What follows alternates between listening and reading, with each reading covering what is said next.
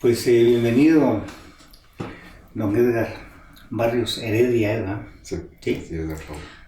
Estábamos hace 15 días que tuvimos la oportunidad de volvernos a ver después de mucho tiempo que no nos veíamos en el Teatro Municipal, en esta actividad que se recuperó después de 10 años del Sí, más o menos, el el día del Día Marimbista. del Marimbista Quetzalteco es específico, ¿verdad? Sí, el día Sí. del Marimbista Quetzalteco. Que fue una propuesta así interesante, ¿eh? Fue una propuesta de un alcalde, un diputado del Distrito Central, que hizo la propuesta de volver a recuperar nuevamente esa actividad. Sí, él tiene la idea de no solo recuperar el día del Marimbista, sino que se declare por decreto el Día Nacional del Marimbista guatemalteco. Porque curiosamente se celebra el Día de la Marimba, el 20 de febrero. Pero no hay un día en donde el marimbista pueda celebrar Sentirse reconocido. y que pueda descansar. Y se celebra el Día de la Marimba y lo que menos se celebra el marimbista, ¿verdad? Y pues por ese día marimbista que toquen otros, Sí. que toquen los mariachis. Sí, mire, me comentaban hace algunos años unos maestros, ya grandes, bueno, digo, ya fallecieron, ¿verdad? Que cuando se celebraba el Día del Marimbista en los 70s, en los 60s, 80s, se contrataban grupos de afuera. Venían marimbas de Chiapas, incluso venían marimbas de la capital o de otras regiones. Y los de aquí, de ahí sí todos en fiesta, todos bailando, en concierto y toda la cosa. Pero no tocaban. Sí, pues para que realmente se homenajearan Sí. y en ese Entonces, sentido. con la iniciativa del diputado, lo que entiendo es que se busca que el marimbista tenga un día de descanso, Ya. porque nunca se descansa. A menos que haya un periodo de vacaciones, pero si no, el marimbista está disponible las 24 horas, los 7 días de la semana, los 12 meses del año. Pero vacaciones cuando están supeditados a una institución, por Sí. ejemplo, ¿verdad? Que son marimbistas de Lagos de los Altos, marimbistas de la municipalidad. Son de dependencia. Sí, de su dependencia, pero pues sí, todo el tiempo están, porque básicamente es su oficio, su trabajo, su profesión, ¿verdad? Sí. En cambio, aquí lo que se busca es que ese día o estén de vacaciones o estén trabajando, que ese día descansen. Y si tienen trabajo, que se les pague doble. Ya. Pues le agradezco mucho el llamado para este podcast de Chas Pregunta, que como le comentaba así fuera de cámaras, lo que busca en realidad este podcast es presentar a las personas como personas, entender su niñez, entender su adolescencia, sus vicisitudes, sus logros que van teniendo, hasta poder llegar a la parte final del podcast, donde nosotros pues ya entendemos su parte académica, su formación, sus logros, sus sueños y sus proyectos. Y le agradezco mucho que esté con nosotros en este podcast número 17 ya, donde hemos presentado pues a diferentes personas, a diferentes profesiones, diferentes actividades que hace cada una de las personas que se han presentado. Bienvenido. Muchas gracias, Raúl. Para mí es un gusto estar aquí. Y como usted decía, ya reencontrarnos después de varios años de no verlos, cabal, sí. Pues la pregunta que siempre formulo yo en estos podcasts es ¿quién es Edgar Enrique Barrios Heredia?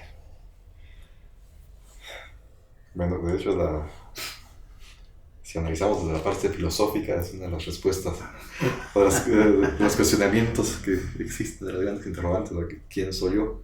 Ajá. Mire, yo nací en Dolores Petén, que dije, en los años 60, nací en 1968. Viví en mi niñez unos años en San Marcos, un año más o menos. Luego regresé, mis papás regresaron y estuve hasta el año 84. Allá estudié la primaria, estudié básico. Yo estudié en una de las pocas escuelas regionales que existían a nivel nacional. Era financiada por AID, con el proyecto Alianza para el Progreso. Y el básico lo estudié en un instituto, porque, bueno, era una extensión de un instituto con orientación agrícola. Ya en el 85 me trasladé a San Marcos, 84, para estudiar bachillerato. 84, 85. También un poco viendo de la guerra, El conflicto del armado. conflicto armado, que cabal en esos años pues, ya estaba muy fuerte. En los 70 fue en esta región y en los 80 se trasladó la guerra por allá. Y al concluir el bachillerato en el Colegio San Marcos, donde estudié, pues, me trasladé a esta ciudad para estudiar en la universidad. Estudié inicialmente ingeniería, no concluí la carrera. Estando en ingeniería, empecé a estudiar marimba en una academia de marimba que está en Puno. Posteriormente me trasladé a estudiar psicología. Soy licenciado en psicología graduado. Y al concluir la carrera, un par de años después, inicié una maestría. Cerré la maestría, me falta graduarme. Estoy trabajando la tesis sobre música tradicional de Petén. Esa es parte de mi recorrido. Como músico, yo empecé a estudiar marimba más o menos a los 4 o 5 años, con una marimbita que mi mamá me compró. Mi tío abuelo, don Eusebio Góngora Aldana, es de los primeros marimbistas que empieza a recuperar la música tradicional de Petén en los años 50, años 60 en Petén. Tenía un programa en la Radio Nacional Tikal que se transmitía en onda corta y él presentaba parte del repertorio tradicional de música petenera, que es un repertorio muy particular, como le comentaba fuera de cámara, ¿no? Mucha gente dentro del gremio de músicos dice que la música petenera tiene mucha influencia mexicana, pero cuando se analiza, ese ha sido mi trabajo por más de 30 años, he encontrado que la música tiene mucha influencia de música ligera europea. Es decir, hay danzas, mazurcas, valses, mazurcas, hay muinués. De hecho, la mazurca que se practica en Petén tiene mucha semejanza con un minué francés. Y hay algunos valses que más que valses son jotas españolas, pero son jotas arcaicas, son jotas antiguas, la estructura que tienen. Y en otra región del país no he encontrado. Y ya recorrí casi todo el país. He integrado varios conjuntos, uno de ellos es el del Magisterio Quetzalteco. Actualmente integro el conjunto del Magisterio del Puno. Y he participado en varios festivales a nivel nacional, en casi todo el país. Y he conocido un poco la música de los diferentes departamentos, pero la de Petén sí es muy particular. No hay una similitud en el resto de la música guatemalteca. Incluso don Arturo Morelet, que es uno de los primeros que transcribe la música petenera, dice que la música petenera tiene más relación con la música francesa y la música española que con el resto de Guatemala. Narciso en 1910, Morelet estuvo en Petén en 1845-46 más o menos. Vicente Narciso estuvo en 1910, 1911. Dice que encuentra en la cultura petenera y sobre todo en las damas y en los caballeros el porte de la raza española, no tanto la raza indígena del resto de Guatemala. Y se encuentra dentro de la cultura petenera muchos rastros de cultura europea. En su momento llegaron ingleses, uno encuentra descendientes de franceses, de portugueses, también hay turcos que llegaron, sobre todo en el auge de la explotación de chicle. Ya. Finales de 1800, principios de 1900 hasta 1950, 1960. Que es el que describe Rodríguez Macal en sus libros. Sobre todo en Guayacán. Sí, sí. Y un rasgo, y eso me llama mucho la atención, y eso lo describe Rodríguez Macal en la novela Guayacán, cuando se encuentra con una dama y le pregunta de dónde es, entonces ella dice que es petenera. Entonces el personaje, ahorita no recuerdo el nombre del personaje principal de la novela, le dice que no, que ella es guatemalteca, y ella le dice que no. Ella primero es petenera y después es guatemalteca. Esa característica de identidad está presente en la población. Casi como los quetzaltecos, ¿verdad? Primero reconocemos que somos quetzaltecos y después ni modo somos guatemaltecos, ¿verdad? Pero ese apropiamiento realmente regional es muy fuerte. Esa identidad local es muy marcada. me contaba también el hecho de que, pues, los peteneros son muy celosos en la gente que va llegando allá. Si alguien quisiera casarse, pues, con alguna de las personas, No es tan fácil. No es tan fácil, ¿verdad? No es tan fácil. Mira, las familias a veces tienen la estructura como de un clan, son muy cerradas. No cualquiera puede formar una alianza matrimonial. Sí lo aceptan uno como amigo, si uno llega, pues las puertas están abiertas, que un cafecito, que panito, y las pláticas, ¿verdad? Pero si usted quiere formar una alianza matrimonial, no es tan fácil. Pues incluso por mucho dinero que se tenga, ¿no? Hay que tener cierta formación académica. A veces se habla de un estatus social, pero es más formación académica. Ya, o sea, que se ha perdido mucho en Shela, por ejemplo, ¿verdad? Que increíblemente tal vez este podcast va a reñir con los anteriores que hemos tenido, porque estamos como impulsando el pensamiento y descubriendo realmente qué es Petén y qué es esa parte de allá. Acá, en su momento, pues, nos titulamos la cuna de la cultura, la ciudad de los brazos fraternos, la ciudad de la estrella, la ciudad de las cumbres, que siempre hemos platicado. Pero en realidad hemos sido muy abiertos a la venida de mucha gente que ha traído otras culturas y otras maneras de pensar y todo, ¿verdad? Y realmente algunas pues han beneficiado a que Quetzaltenango y otras lamentablemente no, ¿verdad? Entonces yo creo que allá ellos han tratado de cuidar realmente su territorio, realmente su cultura, realmente su propia paz que puedan ellos manejar allá, ¿no? Sí, miren, en los años, yo salí en el 84, regresé 10 años después, ya las condiciones habían cambiado. A mi pueblo regresé casi a los 12 años y solo fue de un día para otro, no estaba mucho tiempo. Ya en el 2005, 2006 estuve viviendo allá, estuve trabajando y he encontrado 3 enclaves en donde se concentra y se preserva la cultura petenera, que son San Francisco Petén, la ciudad de Flores, que por ser una isla no permite que lleguen migrantes y los que llegan no pueden quedarse en la isla, tienen que buscar espacios fuera. Y el otro lugar es Dolores Petén, de donde yo soy. El casco urbano, es decir, lo que es el centro histórico del pueblo, no permite que llegue gente de fuera.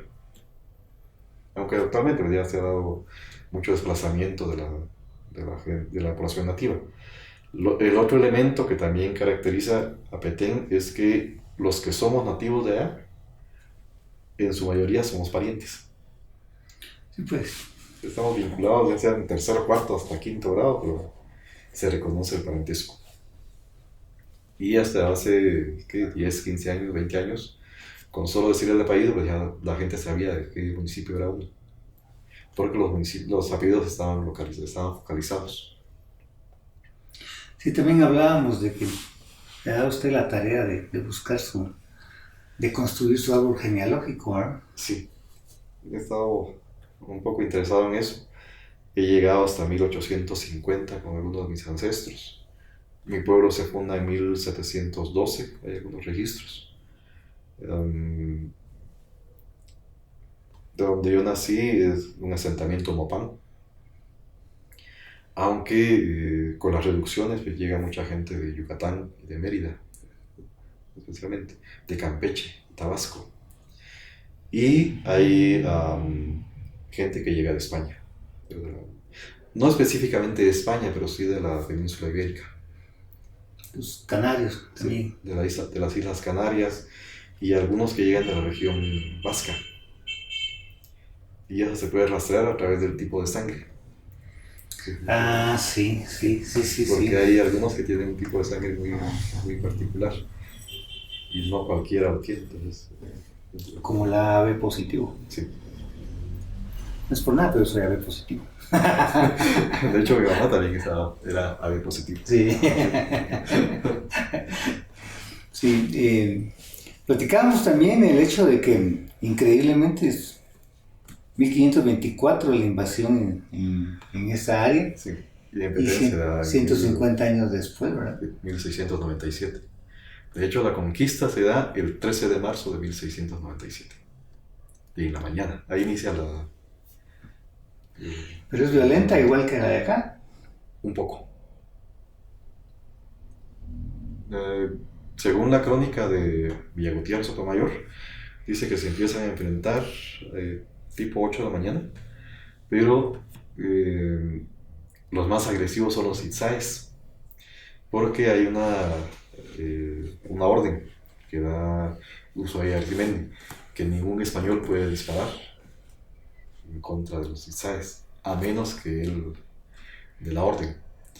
Pero desafortunadamente una de las flechas que lanzan los nativos hiere a un soldado y este empieza a disparar y ahí se arma el combate, ¿verdad? Pero termina más o menos a mediodía. Mueren muchos itzáes, toman la isla, empiezan a destruir muchos de los templos que existían en ese tiempo. Y después de eso ya se dan pocos enfrentamientos. Entonces la conquista se da en la capital de los itzáes. El resto del territorio no es sometido por las armas.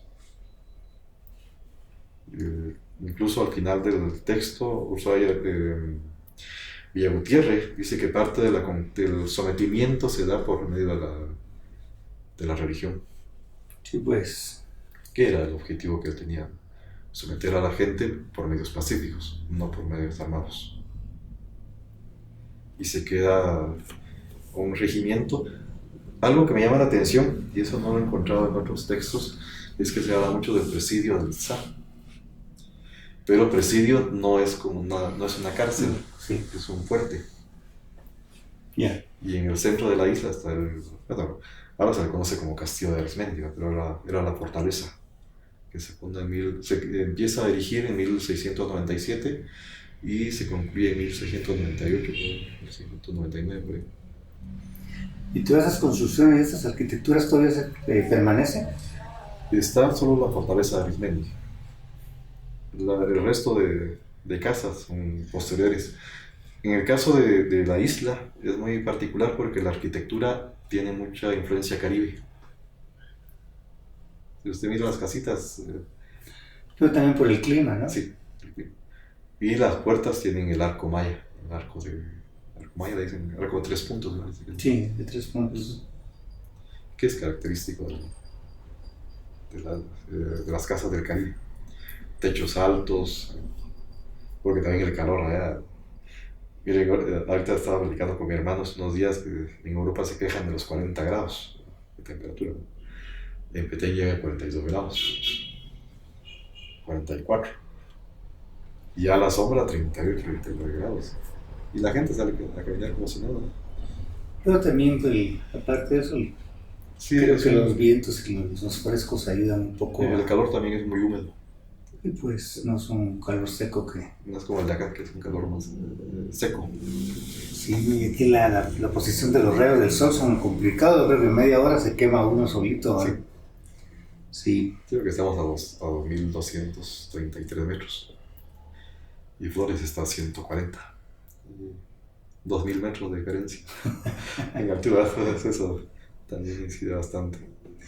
Me comentaba también de que la antigua municipalidad de ¿cómo se llama? Sí, en mi pueblo. De su pueblo. En Dolores Petén. En Dolores, en su momento tuvo pues diferentes cambios, pero al final quedó algo interesante que yo realmente particularmente lo envidio, una envidia buena, es que se convirtió en un museo. ¿Eh? Sí, en los años 80, finales de los 70, principios de los 80, se construyó un edificio municipal en lo que es la entrada del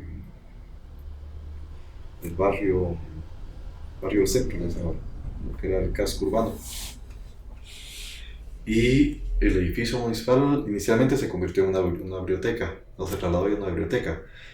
Servía como bodega, había unos salones que se usaban como academias. Uh-huh. En el 82, 83, que ingresó la guerrilla ya muy fuerte, se estableció un destacamento militar. Y a finales de los 80s, principios de los 90s, se empezó a construir un edificio que ahora alberga el Museo del Sureste. el Museo Juan Pedro Laporte Molina, que es uno de los 3 museos que existen en Petén. Están los museos en Tikal, entre ellos el Sylvanus Griswold Morley, está el museo en Tayasal, en San Miguel, este es también reciente, y el Museo de Juan Pedro Laporte Molina, que es de Dolores Petén, que se termina de construir a finales del 90, de los 90.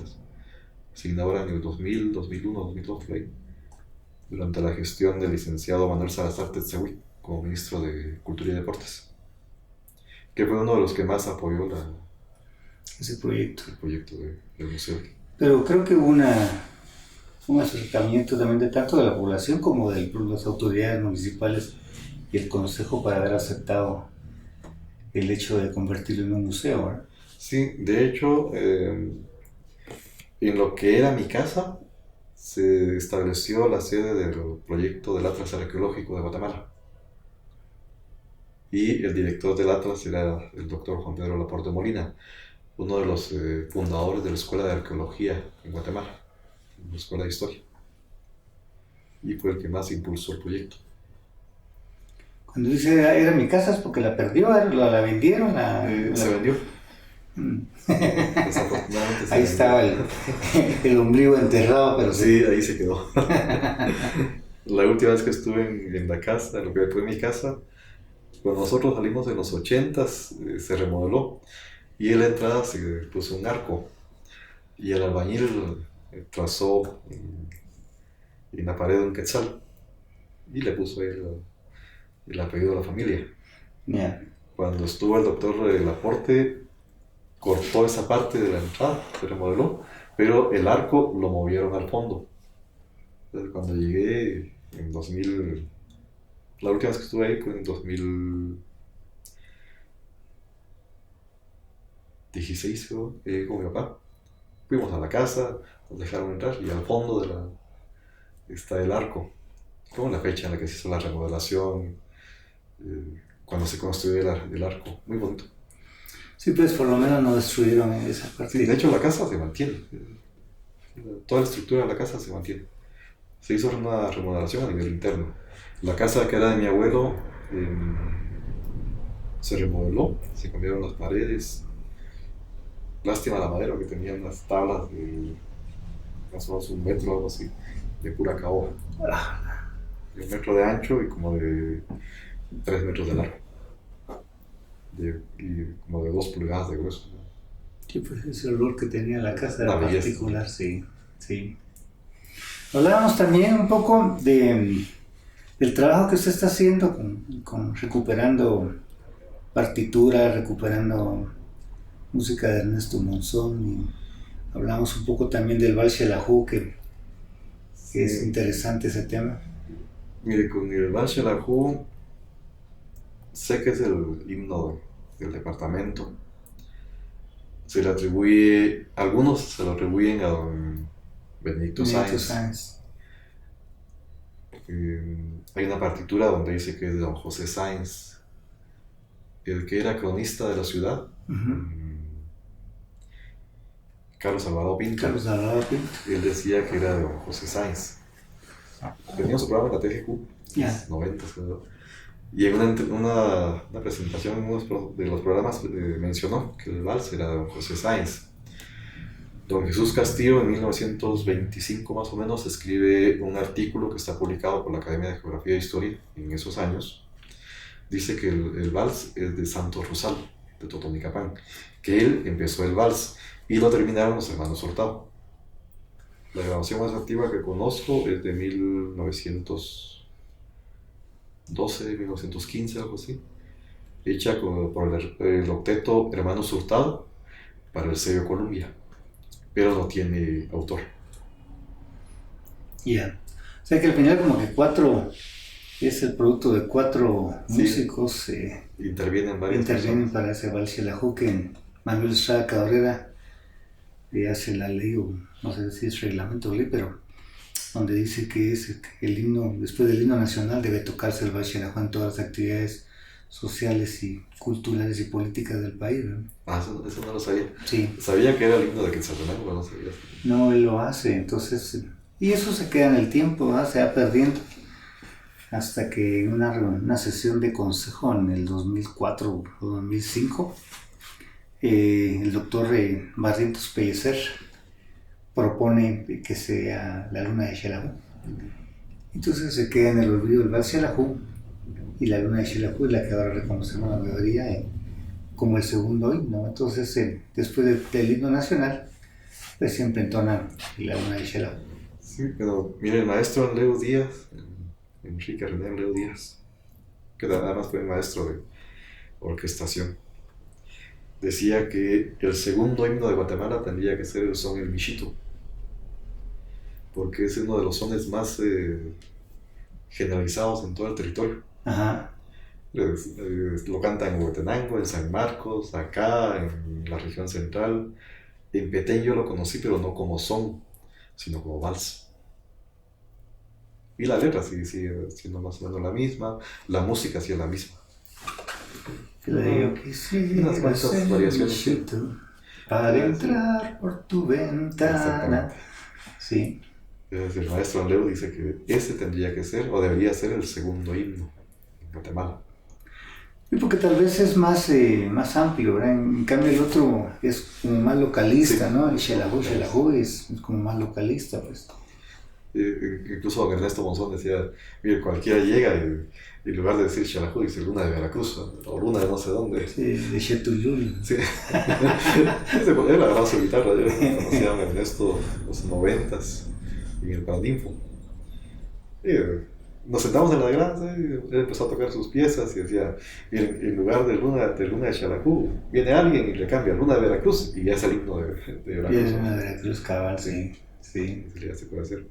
Pero sí es muy interesante en cuanto a la parte de la música. Bueno, hay una controversia, no sé hasta dónde sea cierto, que dicen que no es de don Paco Pérez, sino que es de Álvarez. José Luis Álvarez. Habría que ver realmente. Sí, es complicado. La idea que tengo es que posiblemente don José Luis Álvarez hizo la letra y Paco Pérez le puso música. Eso podría ser, sí. Porque Paco Pérez yo le conozco 3 composiciones muy bonitas, muy buen compositor. Sí, él tiene como 17 o 19 composiciones. Pero tiene más, sí, tiene mucho más. Sí. Entre Chichicastenango es otra, no me acuerdo cuál es. Patoja Linda. Patoja Linda.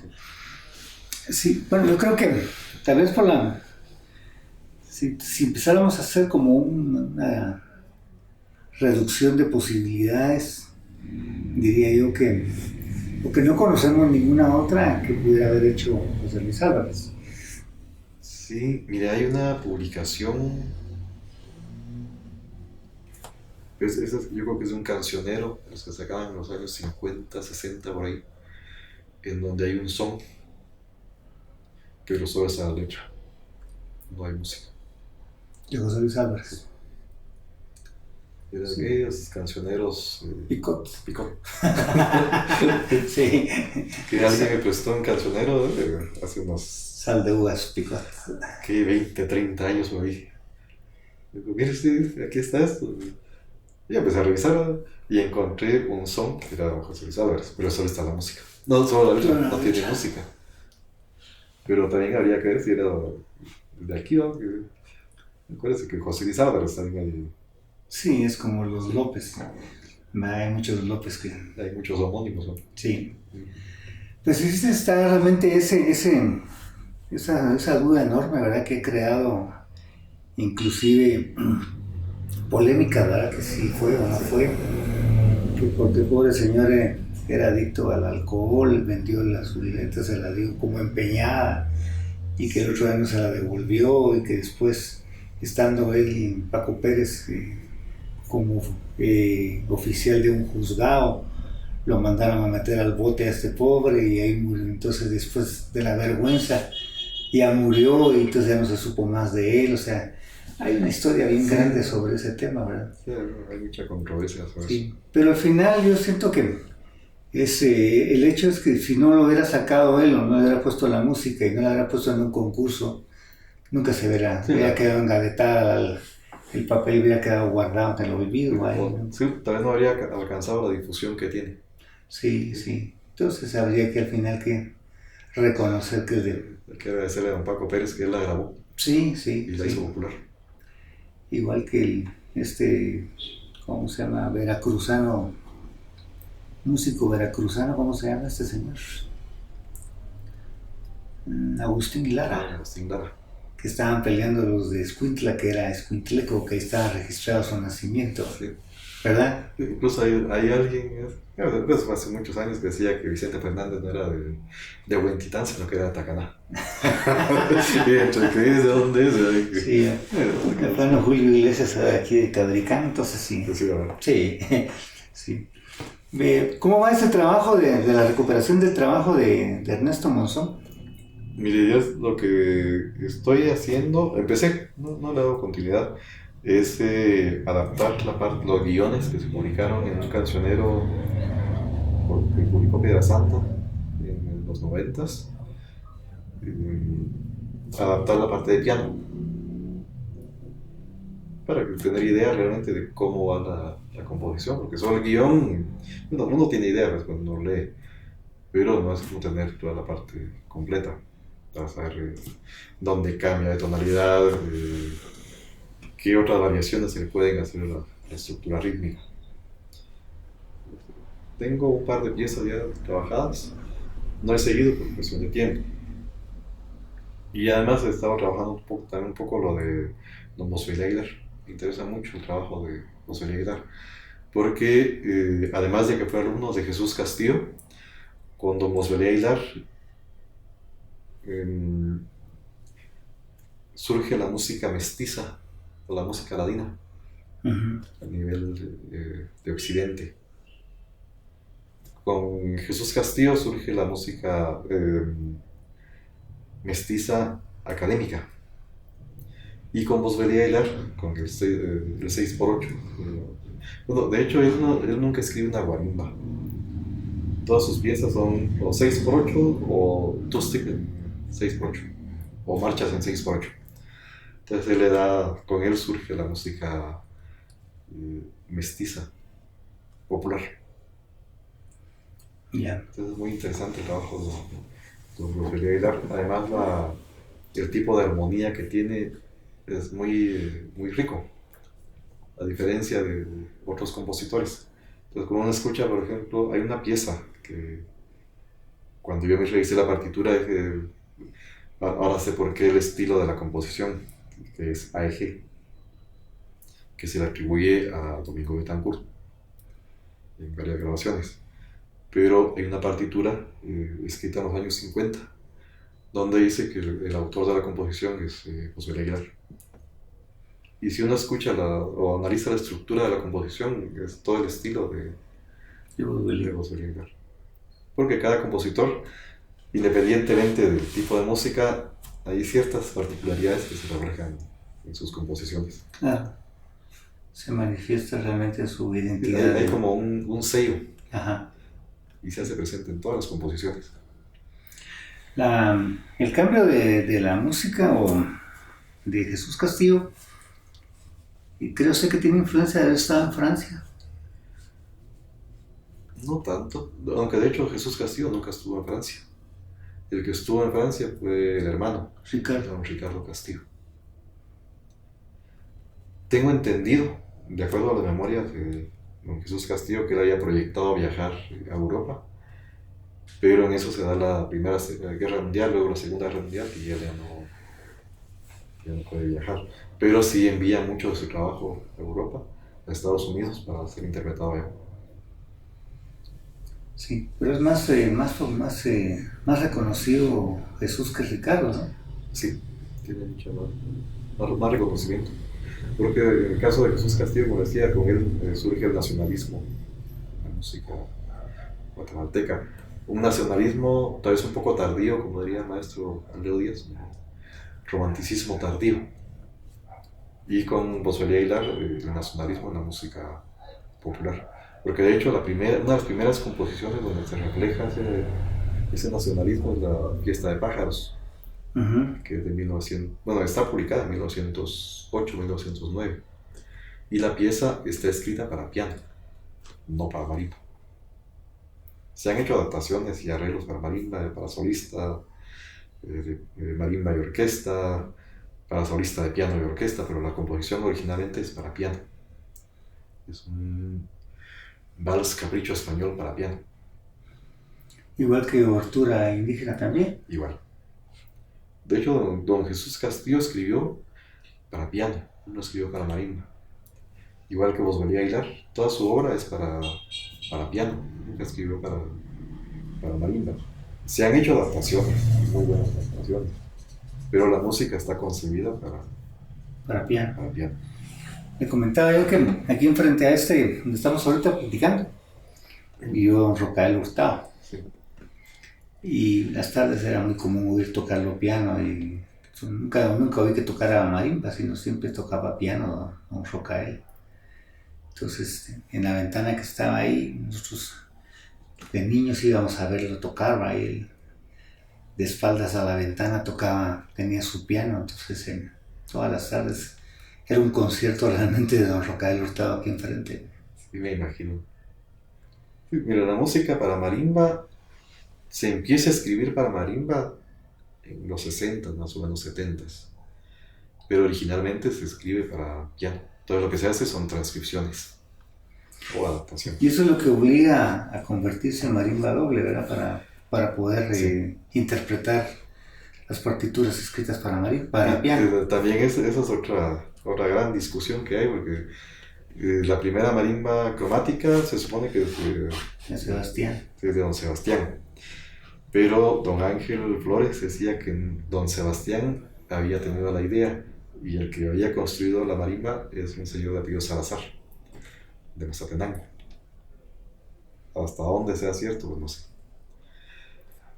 Lo otro es que además de don Sebastián hay documentos que registran una marimba cromática, la construcción de una marimba cromática en 1860 en la antigua Guatemala. Creo que un maestro de piano y canto tenía su piano, pero con el tiempo se la polió y no pudo mandar a reparar su piano, dice que mandó a construir un teclado de marimba que le servía para dar clases. Eso fue en 1860, 65 por ahí. Hay unas cartas y están publicadas. De hecho hay un par de ensayos donde se hace esa referencia, pero no trascendió como trascendió la marimba cromática Sebastián, es la que más se populariza. Y en el caso de Petén me llamó la atención porque en 1911 más o menos, 10-11, don Vicente Narciso se presenta en Petén con la marimba mejorada. No especifica si es marimba cromática, pero por la idea que da es marimba cromática. Y es la primera marimba cromática que llega a Petén. Y a partir de ese momento ya todas las marimbas que se empiezan a construir allá son cromáticas. Antes de eso son marimbas diatónicas. Si pudiéramos focalizarlos en los compositores y los marimbistas y todo, de todo 20 y algo de departamentos que tenemos, ¿cuáles serían más básicamente? Prevalecen los de la región de Occidente. Huehuetenango, Totonicapán, San Marcos, Quetzaltenango, Mazate, Sololá. De ahí la región central, Chimaltenango, Zacatepeques y Guatemala. Más. Al norte hay compositores en la Verapaz, sobre todo en Cobán, región de Cobán. Y los de Petén, pero por la misma distancia, no han tenido el reconocimiento de los marimbistas del occidente. El único que ha destacado han destacado 2 o 3. El más conocido, Valentín de Valle, de Vallecón, ¿no? De ahí en los últimos años el maestro Ramón Carrascosa y el ingeniero Carlos Verges ha compuesto algunas cosas, pero son muy pocos los que han sobresalido. Oriente no mucho, ¿verdad? El más conocido, Valentín del Valle, con la linda morena, mi canto a Guatemala. Tiene otras muy bonitas, Caballera de Azabache, La Vida, Aipetén, que no han trascendido, no son muy populares, pero allá sí son muy conocidas. Yo no logro entender, por ejemplo, por qué ahora, bueno, tal vez por los avances de la tecnología y de los instrumentos de ampliación, que le pongan micrófonos a las marimbas. Mira, a veces por cuestiones de espacio, pero yo recuerdo, hay una marimba que he visto un par de veces, que es de San Juan, no sé si es de San Juan o de Chile Verde, por ahí. Es una marimba sencilla, es diatónica. Esa marimba, si está aquí, usted la escucha donde está el monumento a la marimba. ¿Tan así? Tiene una potencia, un volumen en el instrumento, y sin micrófono, sin nada. Pero tiene sus cajones. Sí. Lo interesante, porque eso la miré una vez, la iban cargando los músicos. Cuando termina la fiesta, no sé cómo le agarran el teclado, le hacen un rollo.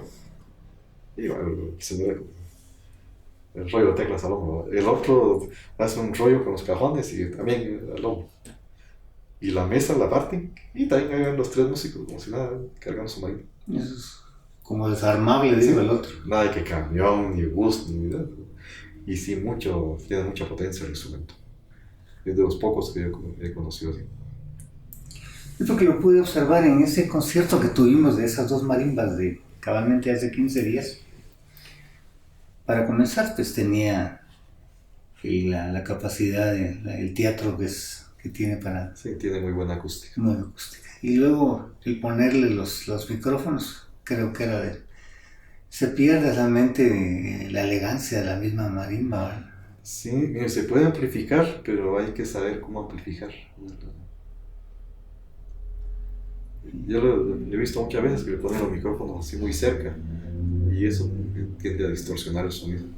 Sí, sí, sí. Y en un teatro, ay, no se requiere una gran amplificación. Me llamó la atención, no me acuerdo qué marimba era la que estaba yo de frente a la izquierda. ¿Se acuerda usted de...? Habían dos marimbas, estaba la de Corazón de Hormigo, del lado derecho, y del lado izquierdo estaba Mayalinda, el maestro Juan Darín. Sí, porque tenía como un cartel, porque como que no era su marimba, le pusieron un cartel encima. Ese es Corazón de Hormigo. Corazón de Hormigo. Pero uno de los músicos, el que toca la parte donde está el teclado, no sé cómo describirlo, pero es donde están las teclas más grandes. La marimba grande. Y de donde están El bajista. el bajista. Yo sentía que le ponía mucho entusiasmo a la... El maestro Byron Castillo. Sí. Él es parte de la marimba de conciertos de la universidad. Igual pensé que Abelira era de Jesús Castillo. No. Mire, ahí se ha registrado como don Luis Delfino Betancourt. Pero don Manuel Oliva, Lico Oliva, que fue picolista de La Voz de los Altos, decía que parece que la pieza era de don Benedicto Valle. No era don Luis Betancourt, que don Luis Betancourt la había escrito, pero la composición era de don Benedicto.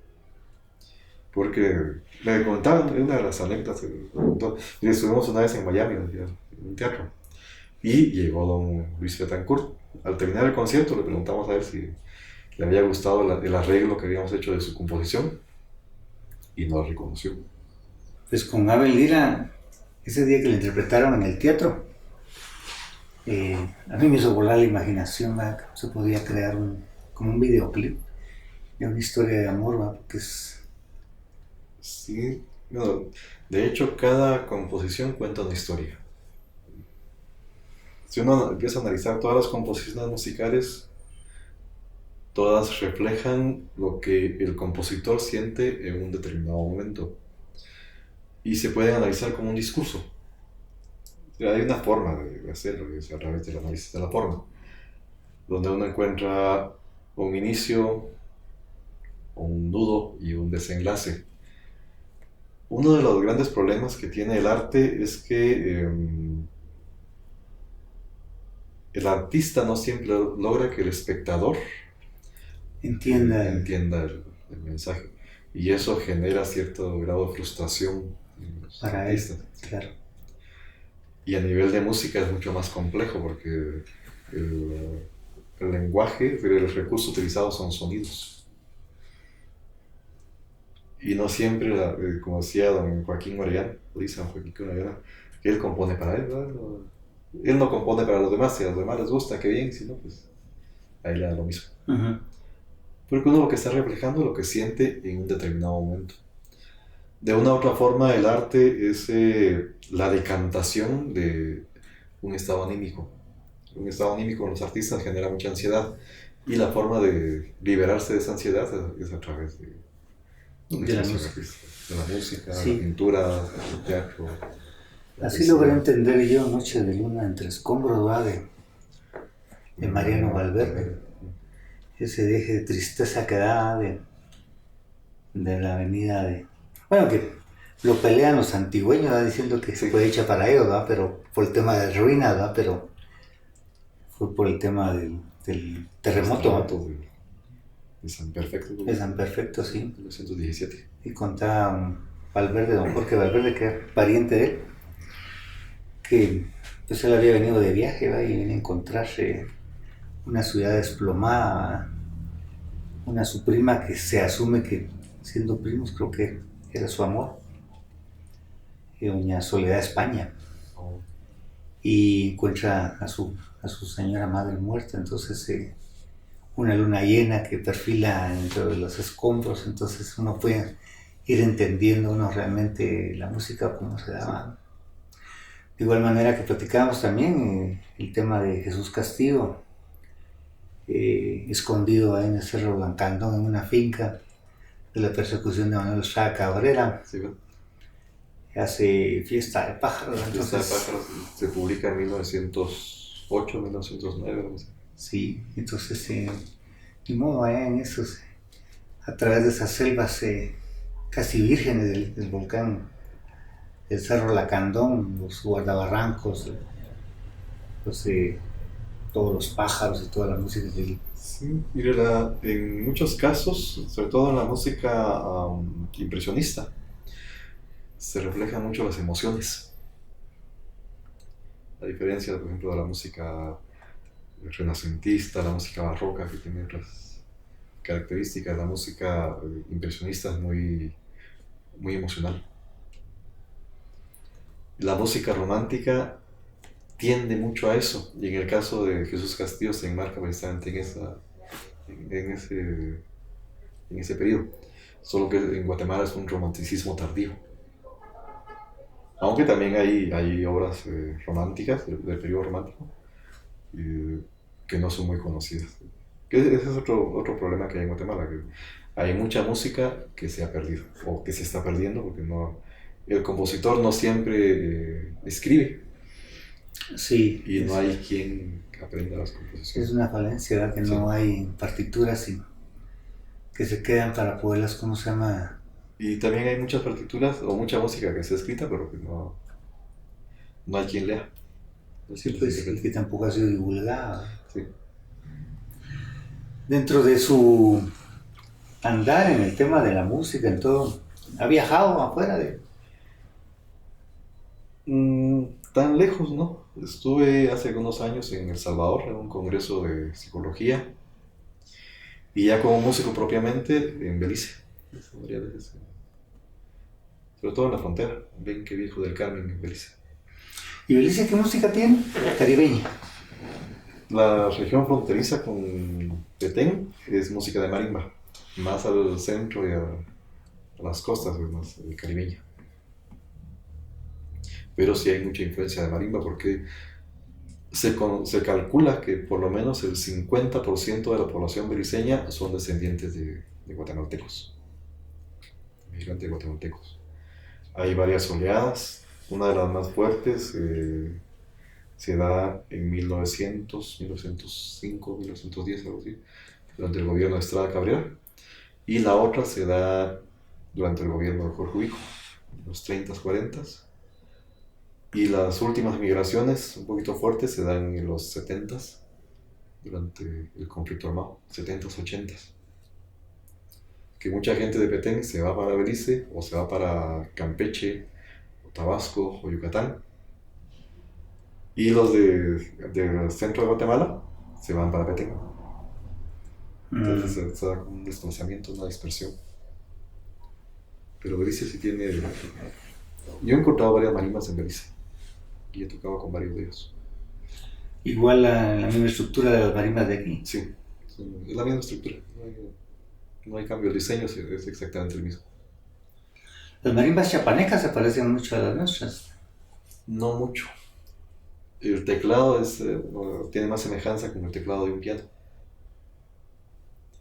O con una marimba de teclado universal, como también se le llama. Y el sonido más brillante, es más agudo. Pero es por la forma en la que está organizado el conjunto, la forma en la que ellos distribuyen los registros.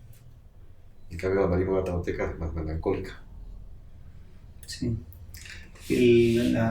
Son dos marimbas, ¿verdad? Un tenor Sí. y... La marimba de 3/4, la marimba grande, la de 4/4, o el tenor, que es la marimba grande. También se le conoce. Y 7 personas conforman... Sí, 7 personas. Porque después ya no hay espacio para Ya. más. Bueno, en algunos casos sí, a veces se le acomodan las posiciones, ¿no? Y meten un músico más, una marimba grande y otro músico más en la pequeña, pero no es muy común. ¿Cuáles serán sus próximos proyectos o qué está haciendo actualmente para...? Actualmente estoy trabajando con la tesis de la maestría, espero terminarla finalmente, y transcribir música. Estoy transcribiendo la música de Petén, avanzar con las transcripciones de las composiciones de Don Bosco Aguilar, digitalizar los manuscritos, y posiblemente avanzar también con el proyecto de don Ernesto Monzón. Y una de las ideas que tengo, estoy viendo a ver cómo planteamos el proyecto, es reeditar las grabaciones de la marimba Herencia Maya Quiché, que es el primer conjunto que se estructura como marimba de concierto en Guatemala, que tiene esta particularidad. Y es la primera marimba en Guatemala que graba donde se graba con un solista, el maestro Fernando Morales Matus, que fue considerado uno de los 10 mejores solistas de marimba del mundo. Y es el mejor intérprete del concierto para marimba y orquesta de Jorge Álvaro Sarmiento de León. Él es el primero que graba aquí en Guatemala como solista y hace arreglos para un solista de marimba. Porque don Celso Hurtado graba, pero en los Estados Unidos. Y las grabaciones pues, no son muy, muy conocidas. Hasta hace un año creo que lo sacó David Gandarias. Se editó el disco. De la música de Celso. De don Celso Hurtado. Y tuve la oportunidad de estar cabalmente en San Francisco con la hija de Celso Hurtado. Una familia de ellos que iban a hacer unas donaciones de partituras inéditas que no se veían. Y una marimba propia que tenían ellos, que querían donarla para la Casa de la Cultura.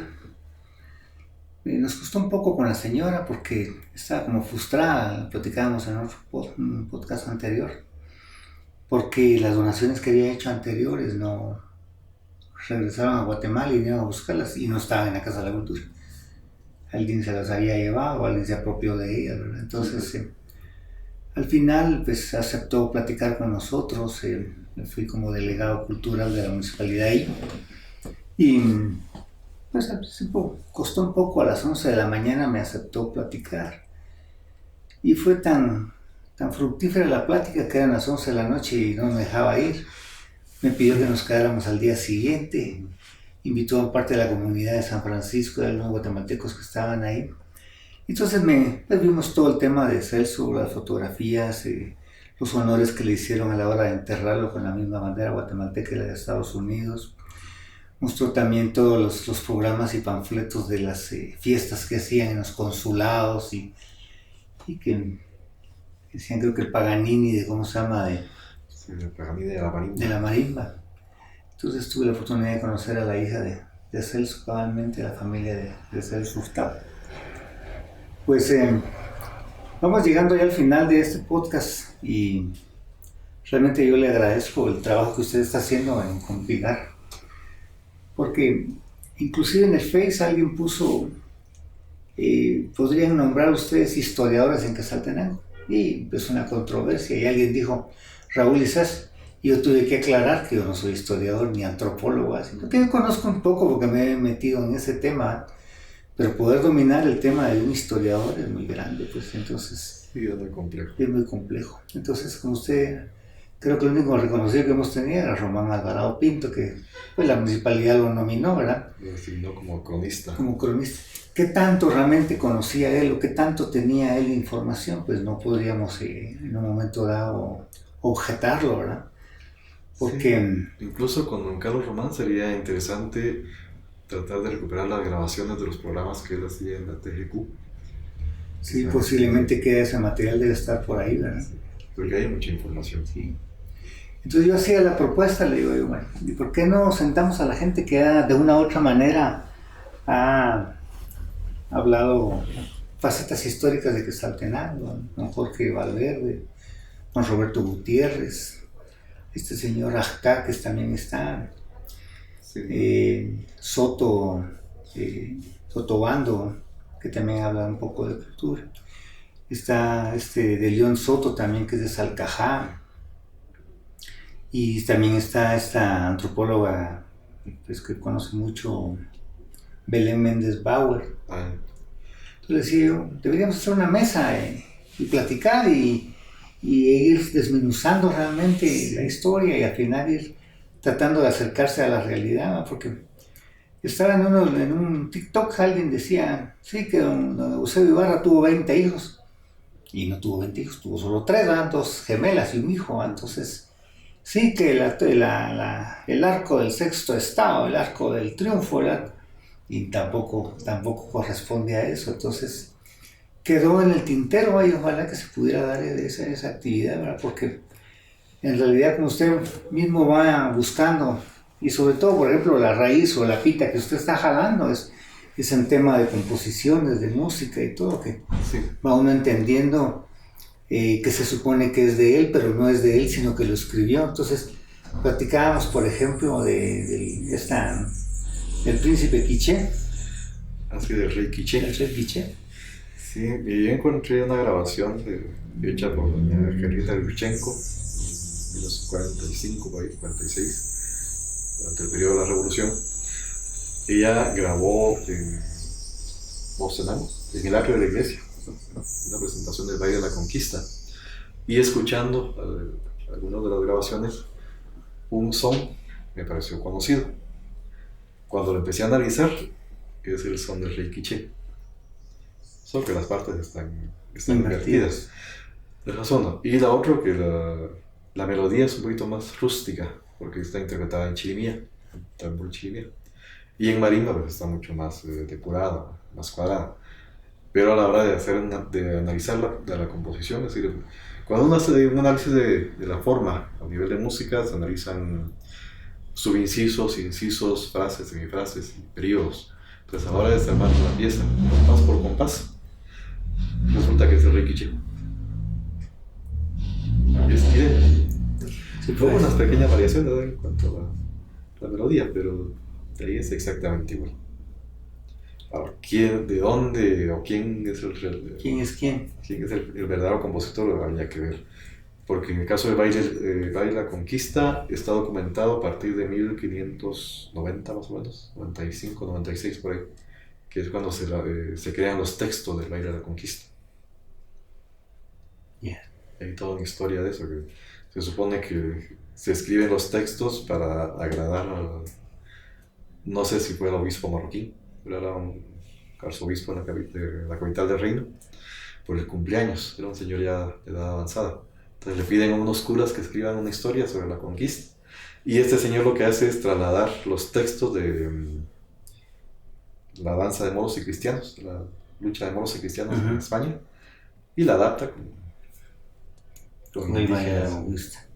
E incluso hay un análisis, esto lo realizó el maestro Carlos René García Escobar, un par de años antes de fallecer, donde él analiza los sueños de Tecumán antes de morir, a partir del baile de la conquista.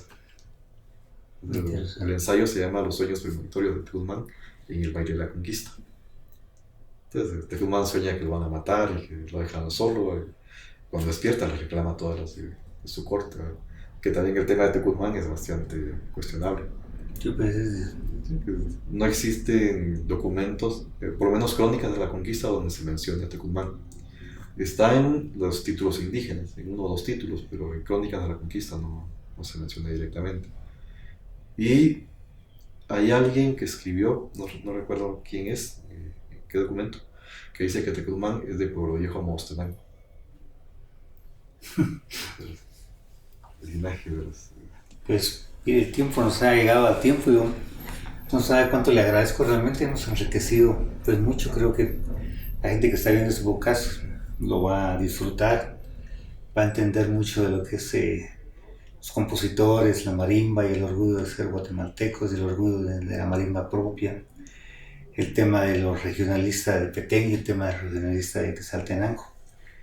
Le agradezco muchísimo el podcast que tuvimos, que realmente el tópico fue muy diferente a los que hemos tenido, ¿no? Pero fue muy enriquecedor. Muchísimas gracias, Edgar. Le agradezco, Raúl, la invitación a participar en este podcast. Gracias.